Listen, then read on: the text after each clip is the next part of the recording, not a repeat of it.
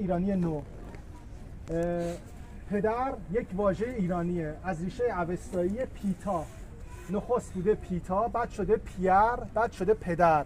معنیش یعنی پشتیبان، چون تنها پشتیبان انسان در روی زمین بعد از آفریدگار پدر انسانه. کسایی که پدر ندارن میدانن چه پشتیبان بزرگ معنوی رو از دست دادن. خیلی از خراسانی ها، لرها هنوز به پدر و گیلکی ها به پدر چی میگن؟ فرانسوی ها چی میگن؟ پیر. پر یا پیر. فرق از همین پیر پهلوی گرفته شده.